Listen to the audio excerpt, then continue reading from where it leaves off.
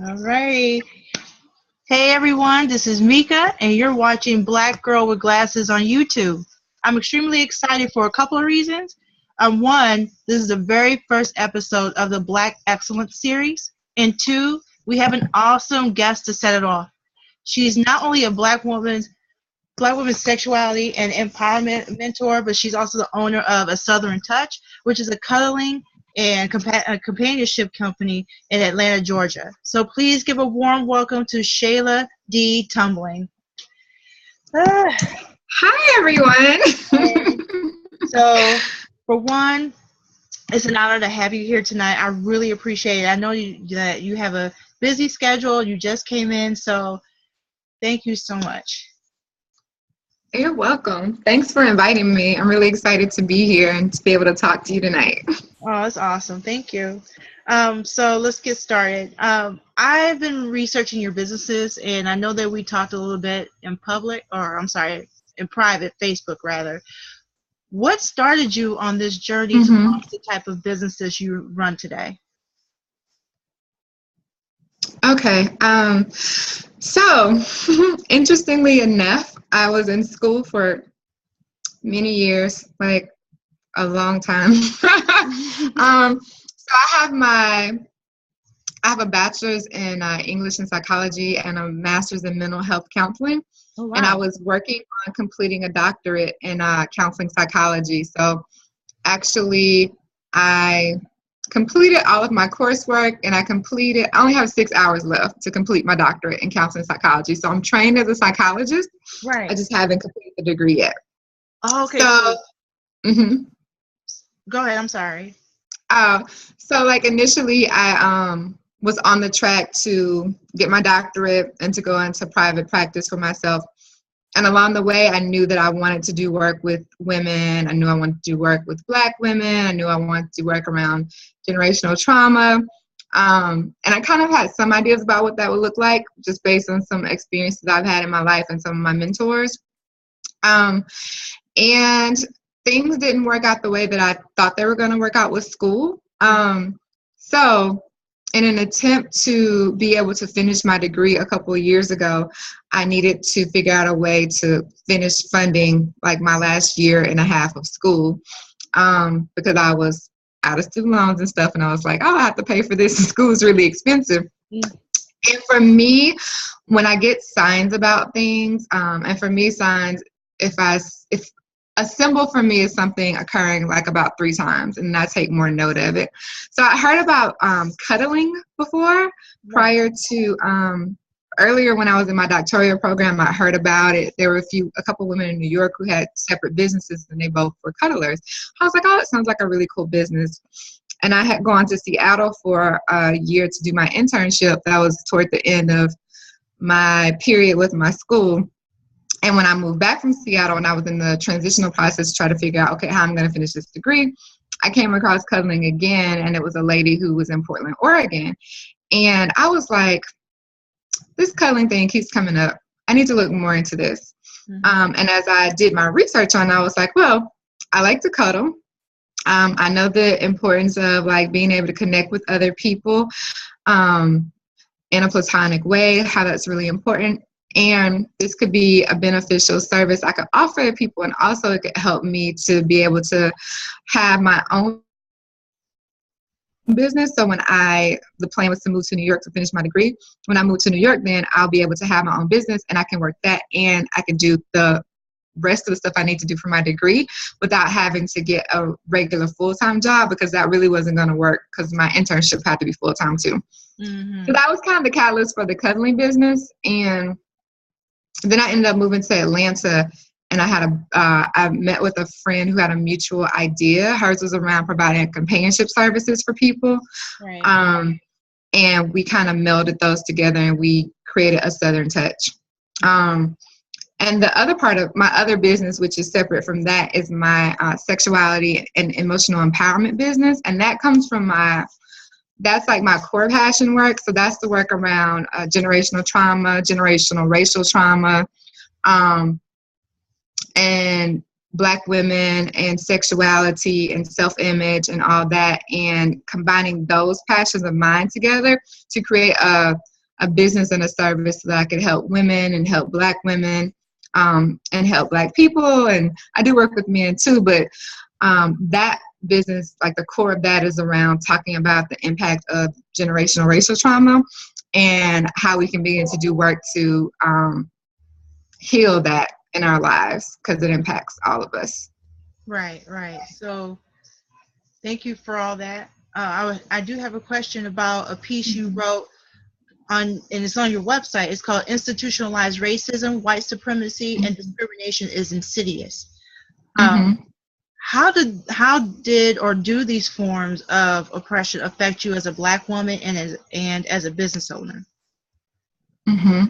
So when I think about those different things, just all those like pieces of kind of like some foundational, deeply ingrained stuff within our societies, like the way that we're all raised, at least here in America, because this is my experience being a Black American woman from the South. For me, when I think about those, I think about I think about the work that I do, or the work I feel like I've been called to do, in helping to bring attention to how this is a generational problem and how it is impacting our ability to do the work that we do. So 3 of the main things that I'm working on right now that I focus on when I talk about Black women and generational trauma is I talk about how it impacts our self-image, it impacts our emotional health, and it impacts our sexuality. And our sexuality, when I speak about sexuality, is very layered. It's not just the act of sex. It's not our sexual orientation. All those things can be interwoven in there.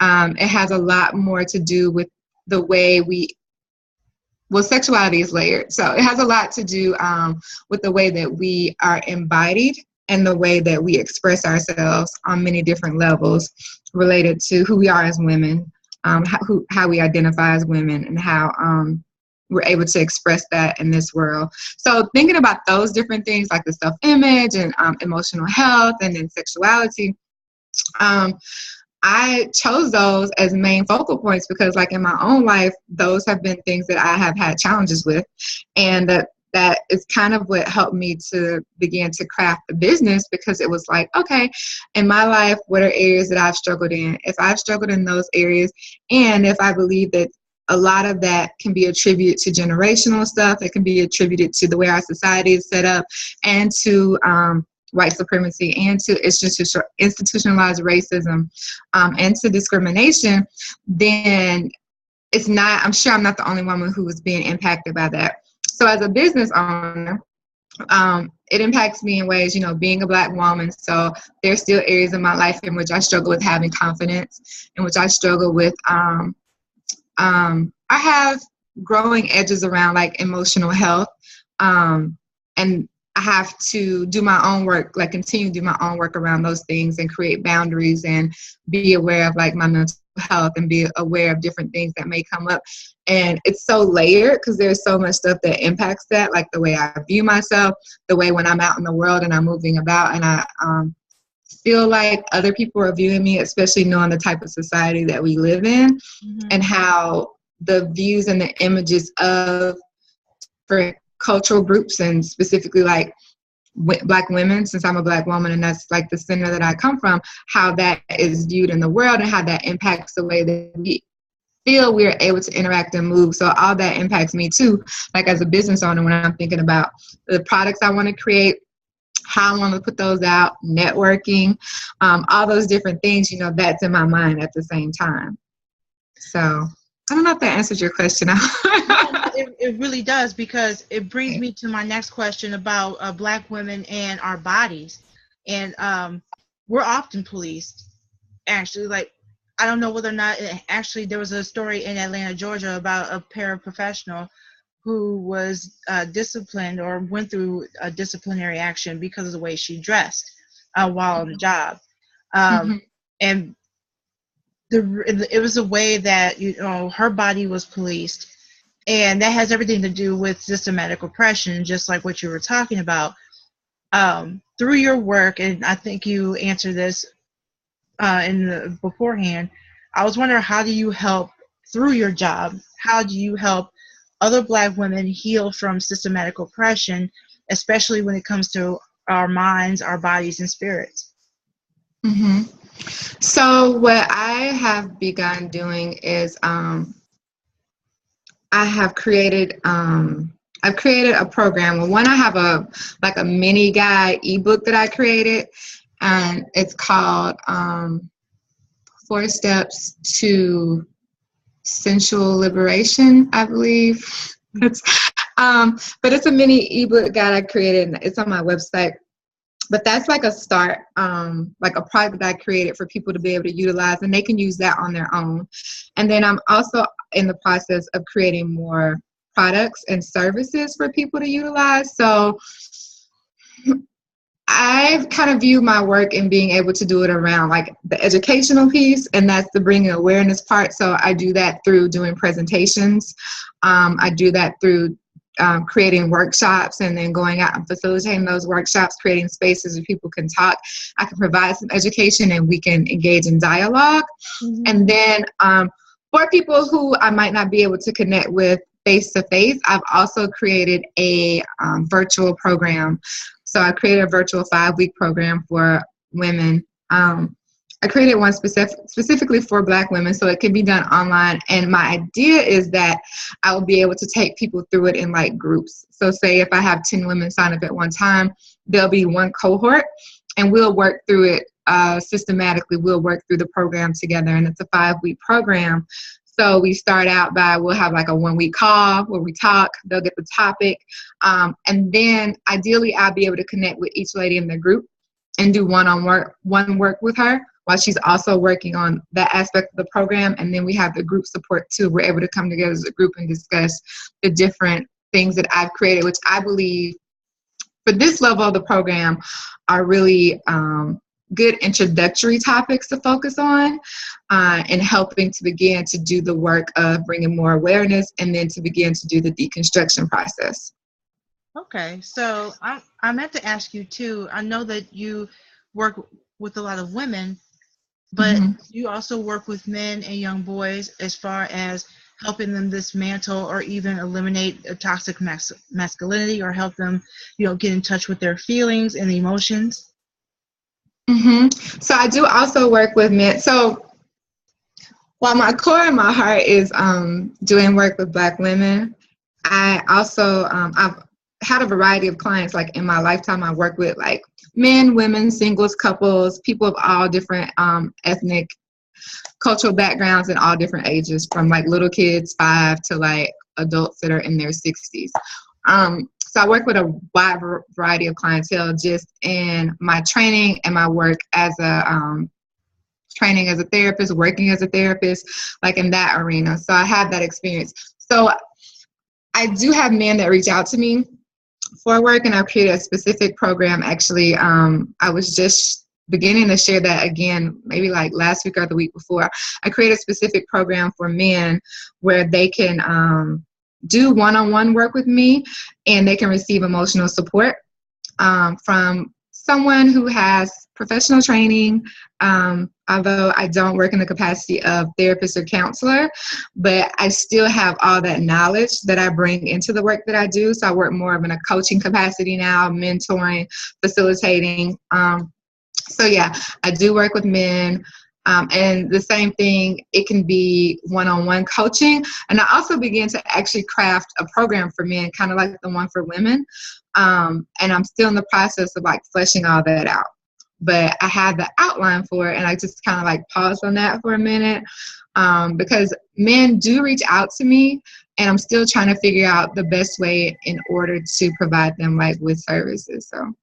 So I was wondering, as far as like these programs for like that are tailored for men, are you working with another man, or who is in touch with his emotions? Sorry, that's my housemate's phone. Are you working with other men who are also professionals or counselors, or are you working with other women on these? So right now with that project, well, with all of my my projects in the sexuality and the emotional empowerment business, I do all that myself. I consult with other people, but I get all the downloads for the work myself. And then I do reach out. There are several men I know who do healing work. So I reach out to them and I'll ask them for their feedback on things. But I don't have like a specific male partner that I work with. I have a couple male mentors, that I'll touch base with. They work in other industries, but they give me a male perspective. And that really helps me to shape some things. But I don't, at this point right now, have a specific like male co-worker or co-partner that I work with in creating the programs or working with men. Okay. Now, we were talking about the woman's body and how you're helping them connect with that, helping them connect with their body. I want to talk more about Southern Touch and the professional cuddling piece. A lot of us feel that touching is just as meaningful and as powerful as other forms of communication. However, not everyone wants to be touched or are comfortable being touched by people, especially if they're associated with trauma.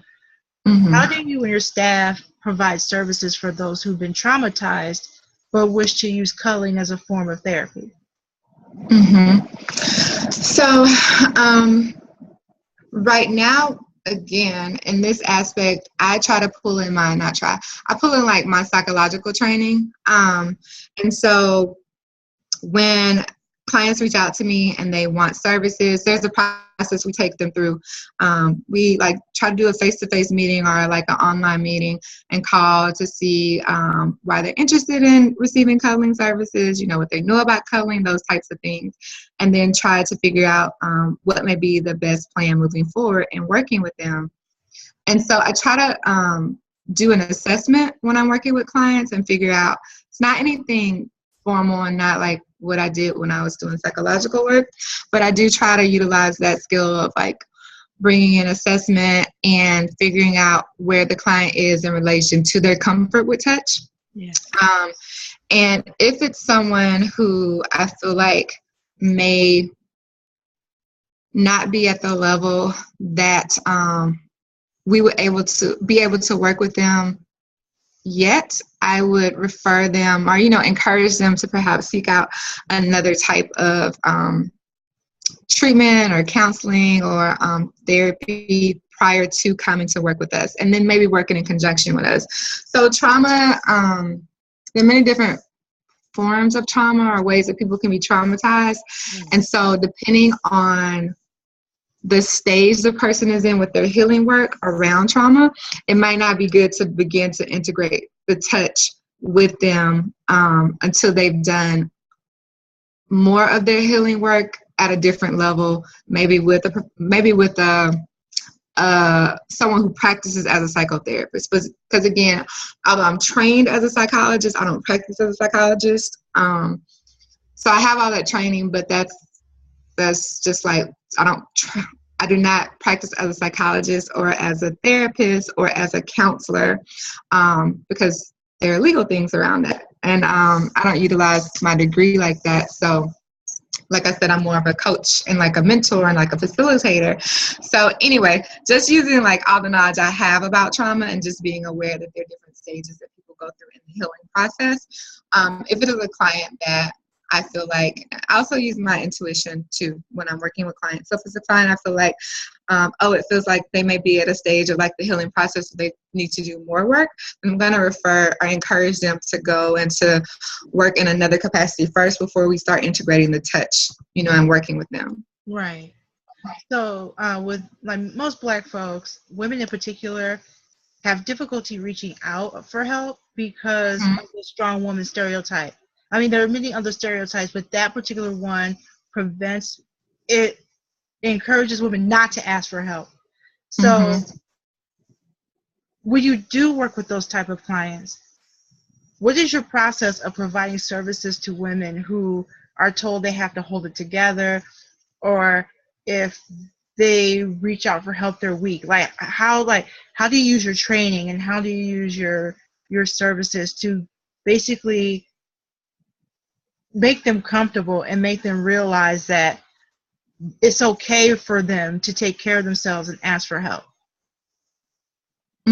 So that is also a challenge, an area of growth for myself personally, like being trained in the helping professions. And I recognize that there's many times I myself do not like to reach out for help. I do not like to receive. It's challenging for me to receive help. So again, in doing like my own personal work, which I'm always doing, like my own healing and growth work, I strive very hard to make sure that I'm transparent and that I'm vulnerable when working with clients, when talking to them, and acknowledging that the healing process might not be the most comfortable thing they're going to experience, but doing the work, it will lead you on the path to creating and developing the type of life that you truly desire. If you want to break cycles and break patterns and really have a different life, if you're not in a space where you want to be and there's a new space that you want to get to,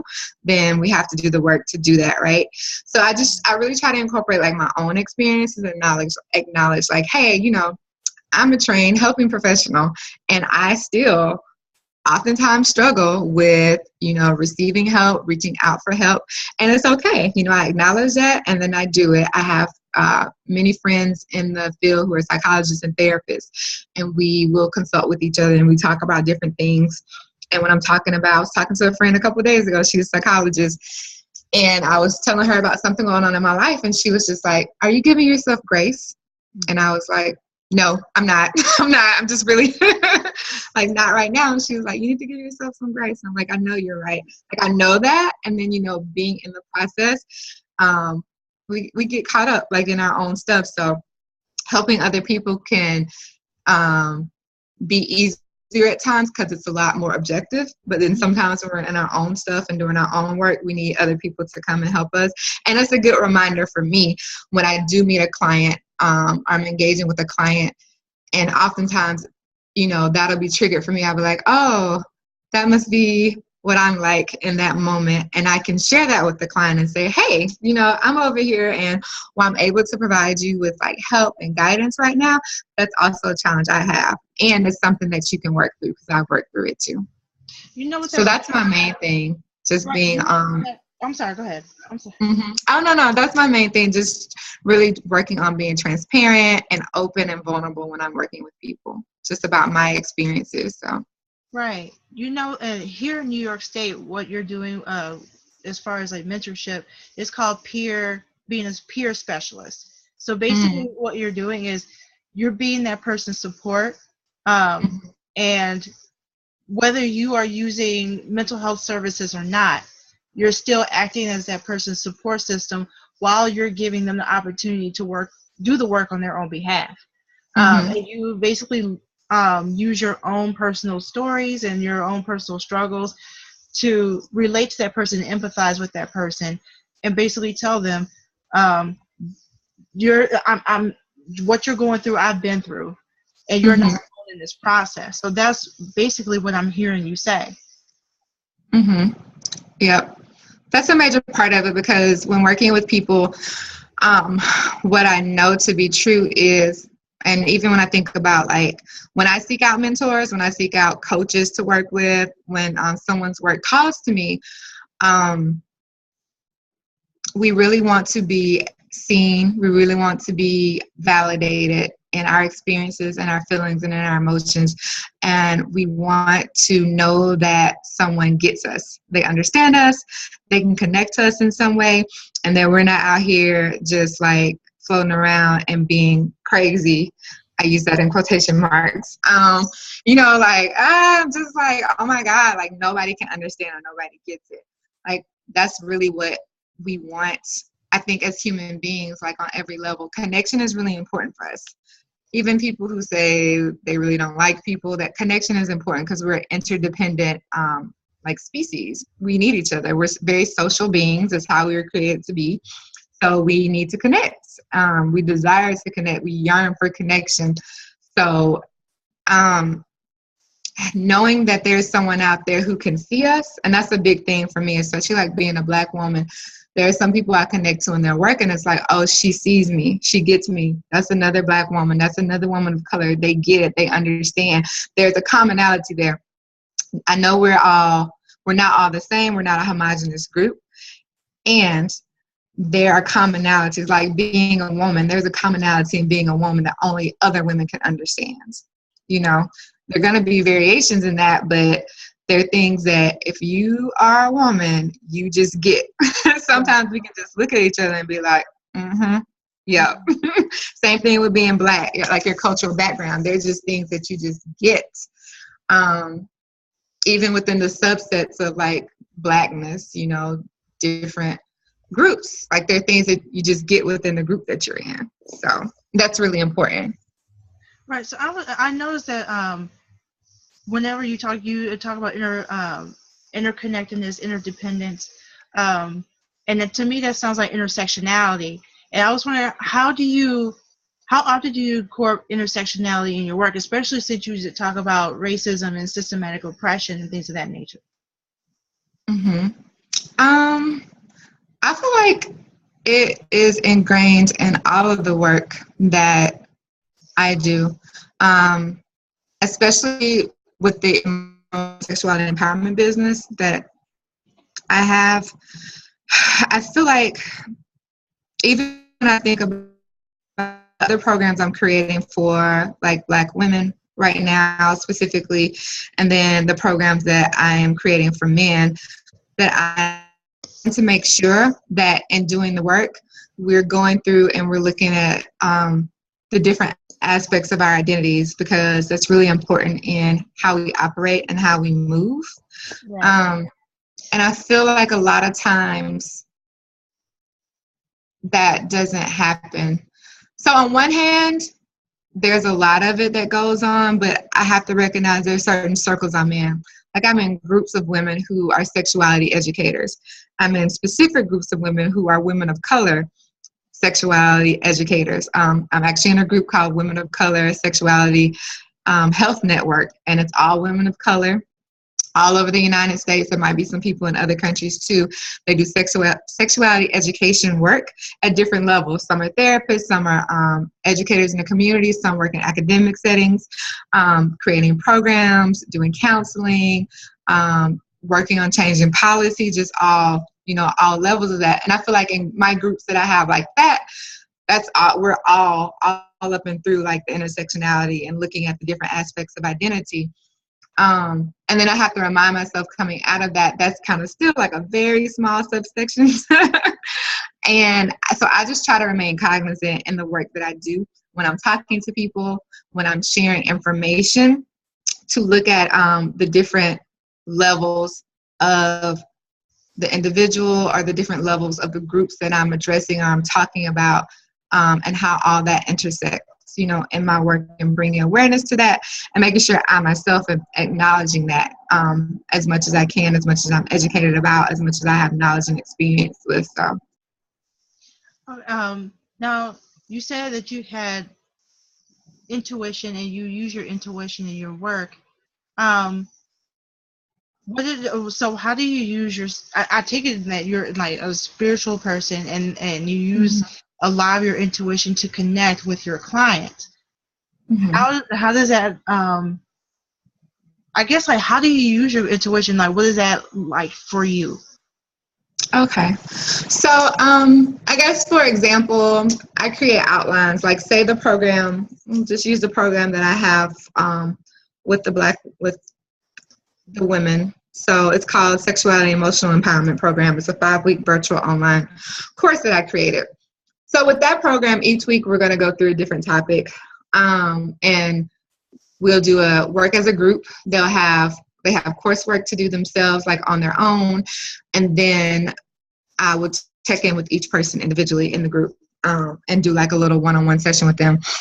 So in doing the work, as I'm getting to know the client better, there might be things that come to me. I can't really explain how they come to me, just because like they do. So that's just been my experience. Sometimes I'll get, some people call them downloads, sometimes an idea will just, it was like, oh, you need to do that.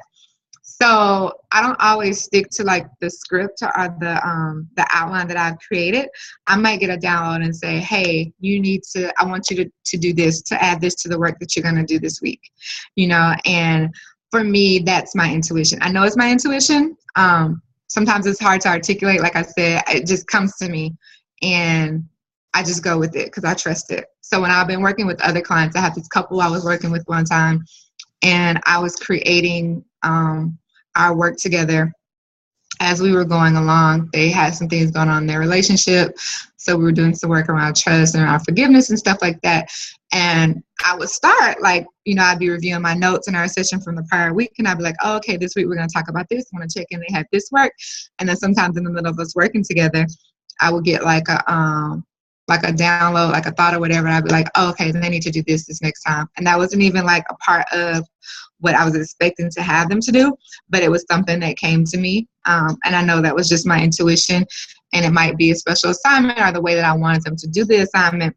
And it might be, most of the times it was like stuff I'd never done before with other people, and it would just come and be specifically for them. So in that way, for the most part, that's how it's shown up for me. Okay.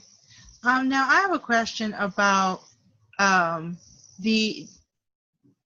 your trips to Haiti and the Meaningful World program. You said that you're an ambassador, according to your website, that you're an ambassador for Meaningful World. And you've traveled to Haiti for the past 4 years. Could you tell us a little bit about that? Your experience in Haiti? And Haiti is my heart. So Meaningful World is a nonprofit international organization. It's based here in the United States. So one of my mentors, her name is Dr. Ani Kalajian. She's Armenian descent. She's a psychologist. She teaches at Teachers College in New York, and she's based in New Jersey and New York with her practice. And Meaningful World is a nonprofit organization that she started. She's been doing this work like over 25 years.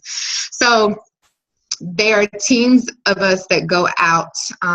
Ani goes with every team. So she takes about 8 trips a year to different parts of the world where there have been disasters that have occurred, either natural disasters or man-made disasters. So basically, Meaningful World is an organization that goes out and does trauma prevention and healing work. Mm-hmm. So Ani, they go to a couple of different countries in Africa, Kenya, Rwanda, I think the Congo. They go to the Middle East, Lebanon, somewhere else in the Middle East they go to. They've been to Nepal. I think when Nepal had the tsunami or the earthquake last year, they prepped to go to Nepal. And Haiti, when Haiti had the earthquake in 2010, they began going. Like, she took a team down there 3 months after the earthquake hit. And so they've been going since then. I met her 2011, 2012, I met her. I was seeking a mentor. It was like we couldn't do one of our professional organizations.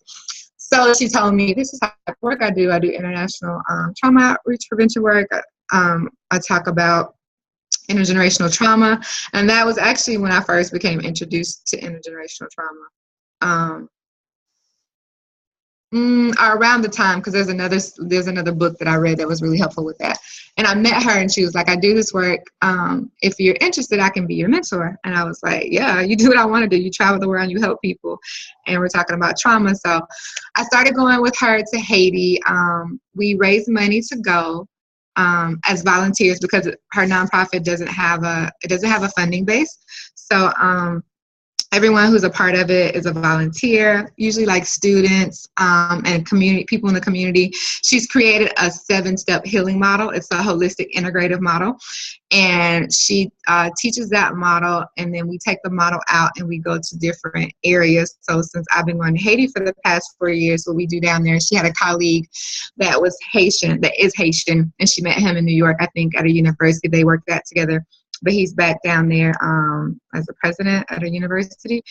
And he hosts a mental health and spirituality conference. He's been hosting it, I think, since right after the earthquake happened. So we go and we present the conference for a couple of days. And we also do research while we're down there, and we connect with other other community, like different parts of the community, and we'll go in and we do work. So some years we go down and we are able to connect with other professionals, so mental health professionals, social workers, therapists down there, and we'll take them through the training. We do our assessment around trauma. We teach them more about intergenerational trauma, and we'll take them through the training so they're able to take that work and then they can utilize the model, you know, in their work down there. Other times we go and work directly with community members, so people in the community that might not have access to the services, and we will take them through, the training, not the training, it's not a training work with them. We take them through the work and we do the healing work with them. So it's a mixture of that. So I've been going for the past 4 years. I wasn't able to go this year, and I was devastated. But we raise money to go. So we, people, you know, give us donations. Each person raises their own money to go. And so I've been pretty successful in being able to do that for the past couple of years. But this year I wasn't able to do it. So I wasn't able to go. I wasn't able to provide my own funding either. So that's the main reason. I still would have gone, but I wasn't able to do that. But yeah, I love Haiti. Like, I love it. I didn't know much about Haiti before I went. I had a few friends I met in different places who were Haitian. I had moved to the United States and been here a while. And I did my research on the country. And when I learned about the history of the country, because I didn't learn that in school, when I learned about the history of Haiti and like how they freed themselves from enslavement and everything that went on after that, I was just like, Haiti is just amazing. And I cannot wait to go down there and like be a part of the spirit of that country and connect with the people down there. And I feel like some of my ancestors are probably from Haiti, because when I first got there, I was just like so in love with the country and with everyone. You know, seeing the state of things, again, thinking about like institutionalized racism, thinking about white supremacy, thinking about colonization. I was like, I can just see it everywhere. I know it's just not United States. It's like all over the world. And so Haiti's not the only place I want to go where I feel like the work that I am called to do around helping to educate people about generational trauma that are related to the history of enslavement, related to the history of colonization, and how we need to acknowledge that, do our work so we can heal around that, and then begin to create better lives for ourselves.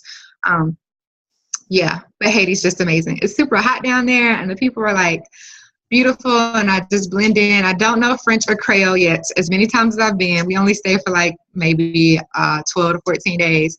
So I'll pick up a few phrases when I'm there, and then I don't get to practice, so I forget them. But part of my future plans is to either create my own nonprofit and have a connection doing work down there, have friends who do work down there, and or to go live down there for a while and to do work down there. So now you say that you created this program and you know, train the professionals in Haiti about this on this program and want to facilitate it and things of that nature. What did they in return teach you? That's a good question. Oh, what do they teach us? Nothing formally, but people are always so grateful when we come down. Like, we usually also go work with kids. So most times we go and we connect with a kids organization or a kids orphanage. A lot of times it's like orphanages, and we'll go in and we'll do work with the kids too. And then we also have time we do work with the adults. But it's always, I guess, for me, the sense of gratitude and the resiliency I see around people down there. Like, we come and we do the work, and we're like, because we come on our own. We're raising our own money to come down there to be able to. We're volunteering, and we're volunteering our time, and we work like super hard, like it's not a vacation. When I go to Haiti, we're up at like 5 o'clock in the morning. I might go to bed at midnight, and we're going the whole time that we're there. But I love it. Like, I love it. And that's how I knew I was like, this is what I want to do, because all the other stuff I've done, all the other work I've done, I would feel like exhausted doing it a lot of times. But I was like, this is what they mean when you're like working in your passion. Because I'd be like, oh my gosh, I'm so tired, but I feel like so like fulfilled doing this. And I was like, I could do this all the time. And when I come home, I do have to rest because I'm like super tired. But I like love it. It energizes me. So I guess what we get back is, for me at least, I notice a lot of times there's like so much gratitude. Like people are so grateful for us just coming and being there and like sharing this information with them, and teaching them these new things. Because a lot of times when they're new concepts kind of for some people that we teach them they haven't heard about before. Like we talk about horizontal violence that comes out of being like oppressed, and they're like, oh, that's going on here. And I see that, okay, that's what that is, and helping to like put a name to things that are going on in your community. And then again, like the awareness piece, helping people to recognize like, hey, you know, a lot of bad things have happened, a lot of systemic things that you have not necessarily had control over, and they're impacting you and your emotional health. They're impacting you and your social health. They're impacting you and your relationships. So now that you're aware of those things, you can make different decisions, and now you have new tools to be able to utilize them. And it's just like the gratitude and the beautiful smiles I see on people's faces when we're down there, and just what I think is like a major sense of resilience. Like when I think about all the things that Haiti has gone through, just, you know, what I've learned as a country, and the fact that people are like still going and they can still like have fun and be joyful and stuff like that and still enjoy life every day. The people that I'm able to interact with and see, you know, so I take that back from there. Like when I leave, I'm like, yeah. So that's what I get back from my experiences and going down there. That's cool. I definitely, you've worked with like a number of people over, you know, overseas and here in America, of course. As a mentor and cuddler, and an ambassador, what moments were the most memorable for you?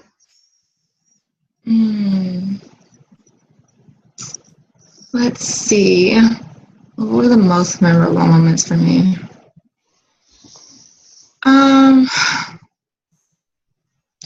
I guess as an ambassador, I have so many. Like I'm just so biased when it comes to Haiti. But when I first started going, there was an orphanage that we went to like the first couple years, and then I don't know if it's management or ownership, or I don't know how that works, but that changed. The last year I had gone down there, so when that changed, a lot of the kids were leaving. The environment was different. We weren't able to go back and visit. But prior to that, the very first time, like the first year I had gone, and we really connected and bonded with the kids, and we had created like something for them and left it there, and went back that next year.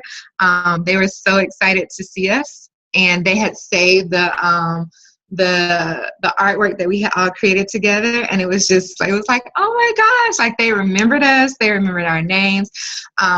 Every year the team can be different, so I've been back 4 years with my mentor, but there's been the other team members have been different when we've gone back. So kids would ask about, they'd be like, oh, where is, you know, Miss Michelle? Or, oh, where is Miss So-and-so? I'm like, oh, they weren't able to come back this year, but it was just like, that was amazing. And then we would also go to the same university to do the conference. So there was like students there, like students who worked there and were part of the conference and stuff, and they would remember us, and they'd be like, oh, hi, how are you? How's everything going? You know, and it'd be really great. It was like coming home for a family reunion. So that would be like one of my most memorable ones. I felt like very like at home when I would go there and like connected to the community, and I really enjoyed that. With my cuddling service, I think one of my most memorable experiences was I was speaking with a potential client, like a new person I had met, and we went to hug each other. And he said, I really needed that. He was like, I haven't been hugged. He's going through a divorce, and he was like, I haven't been hugged in like so long. Like I didn't even realize that was something I really needed. And then I hugged like in We hugged for probably like 2 minutes. And just like that exchange, being able to offer that to someone, and that was just a reminder that there's so many of us in the world who are seeking connection, desire connection, might not have the access to like that connection, and we just need someone to hug us or hold our hands. And what a difference that can make in somebody's life. Right. You know, like sometimes we're just like, oh, it's just like a hug, just okay. But like a lot of us go without receiving touch, receiving like hugs, and hugs are very important. That platonic touch, that connection, and just the different benefits it offers us. And we can take that for granted. That's something that people are receiving, how that can really shift their lives and like uplift them. So that was one of my most memorable moments. Okay. That worked too. Yeah. So, unfortunately, we do not have anyone on the line for questions and comments. And there are so many other questions I have. So many other questions. Seriously, because I feel that, for one, you're an amazing person, and secondly, like, you're doing so much. How old are you? If you don't mind me asking. I don't mind you asking. I got carded today. I had just turned 34 this year. So, yeah, I got carded. This lady was like, may I see your ID? I said, yeah. She was like, no. Right. She said, you are not. No. She said, you're like 19 or 20. I said, thank you. And the reason why I asked that is because you've done so much. By the time you're 34, you have a plethora of businesses. It seems like, you seriously, and you traveled around the world, or you traveled to Haiti, and a lot of people know you in that area. Do you ever how do you practice giving especially do you ever reflect on all you do? Actually sit back and oh my God, this is what I've done by this age and this, that, and the third? I actually don't. And I think that's a part of my challenge. I can be very hard on myself. And so I've had goals that I've set for myself, and I have not reached those goals in the way that I thought I was going to reach those goals. And being hard on myself hasn't allowed me to see the things that I have accomplished. So sometimes it takes me to write things down, or when I'm talking to, I have a group of friends I talk to once a week, some that were in my doctorate program with me, and some I met during that process. And we'll talk about things like life, career, stuff that we're doing, things that we're desiring to build. And I'm not always in the space I want to be in. So a lot of times it has felt struggle. And I'll say things that I'll be like, well, I'm trying to do this now. And when I'm talking to my friends and laying things out, or I'm writing things down, I was like, I've done a lot. But I forget in the moment when I'm in spaces, because I'm like, well, my business isn't here where I want it to be, or I'm not here where I want to be with that. And I really get caught up in those moments. So working on gratitude, working on being present is something that is a continuous process for me, because I know that it's really important. I do have moments where I have those flashes on. I'm like, you know what? I am very blessed. I have had a very amazing life, even though things might not have unfolded the way that in my mind I wanted them to unfold. I have a lot to be grateful for. I've had a lot of amazing experiences that, based on my life circumstances, most people wouldn't have had, but for reasons, that I can't necessarily say I know why, things have worked out for me pretty well. I was able to go to school, and I've been able to travel, and I always try to remember that and not take that for granted. So, but to answer your question, not all the time. A lot of time in my mind, I'm just like, wait, I want to get here. I want to build this. I want it to be like this. I want to connect to these clients. I want to do all this work and help all these people.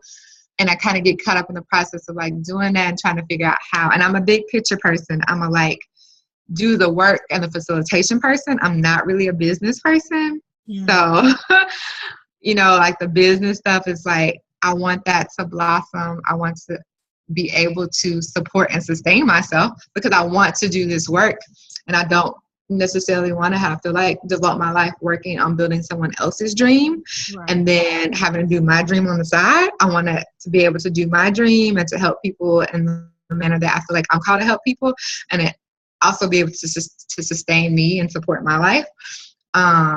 So sometimes, you know, I have that aspect of like, but I have flashes where I am like, you've done a lot, girl. You've done a lot. So, yeah.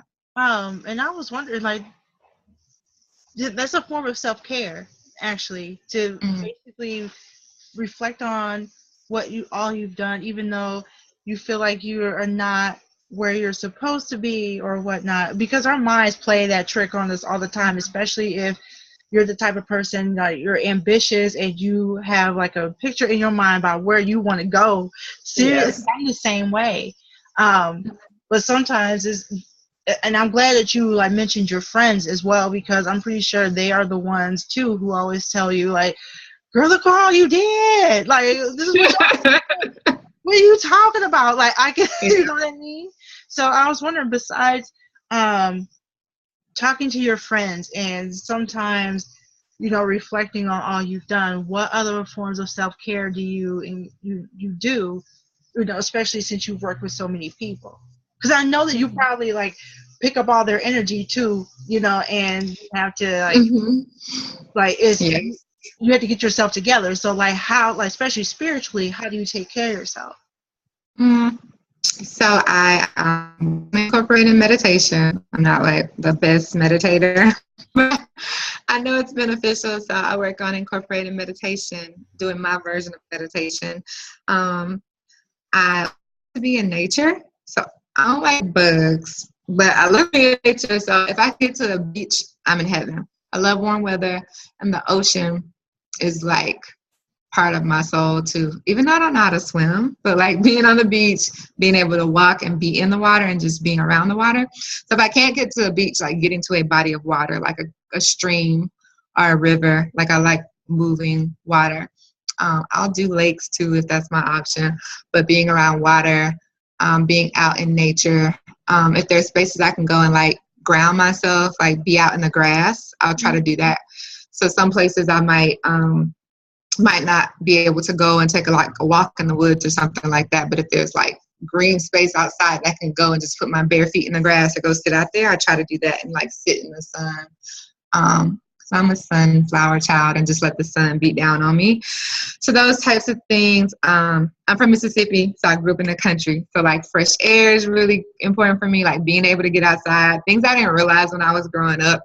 Now are things that I'm so grateful for, and I seek those out. Like my soul is like, you've been inside too long. I don't like being in offices and buildings too long with no windows. Like I get really antsy and I feel like, and I have to get outside. Right.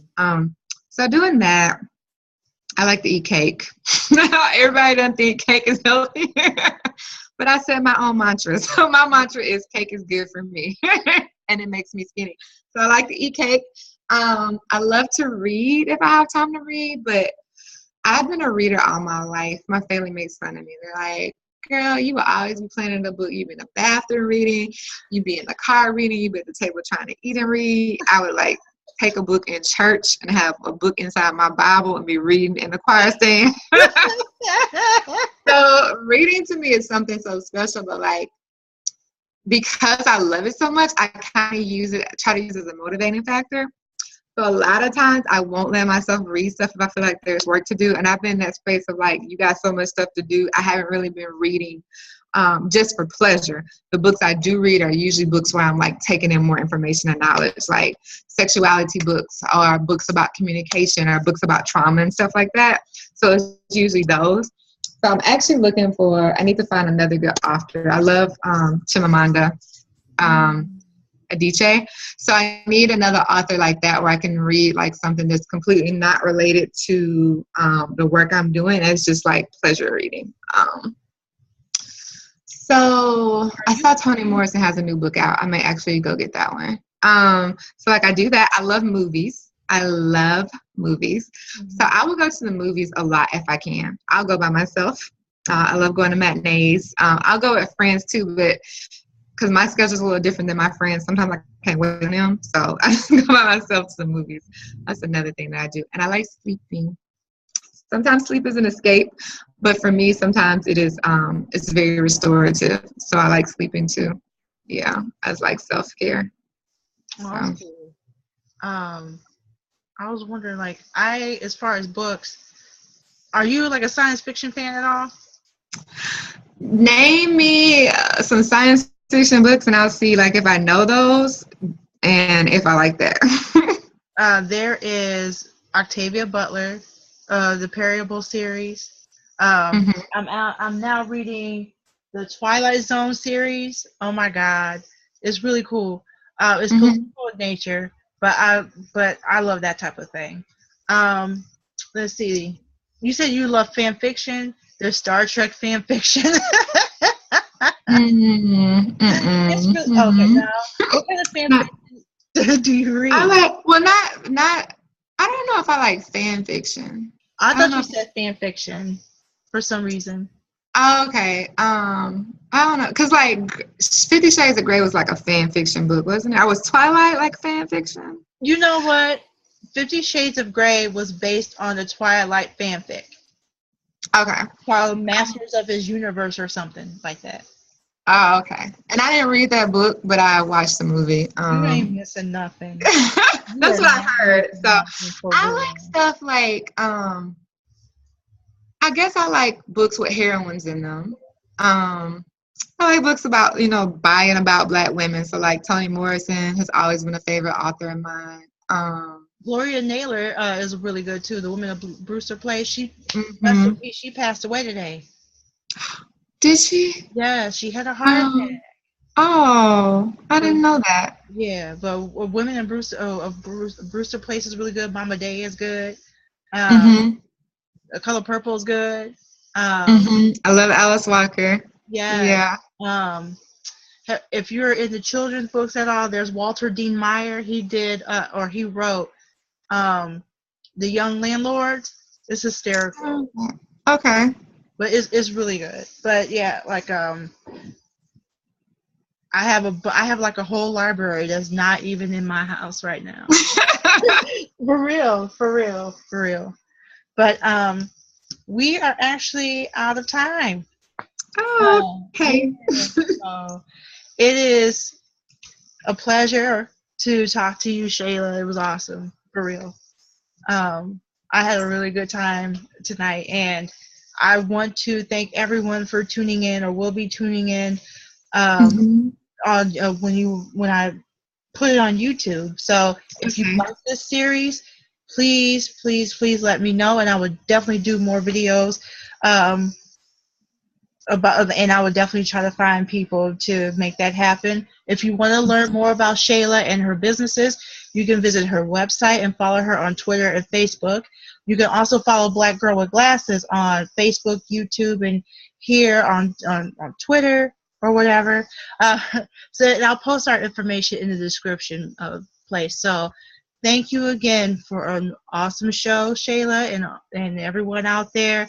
And until next time, love, peace, and fake chicken grease. Bye.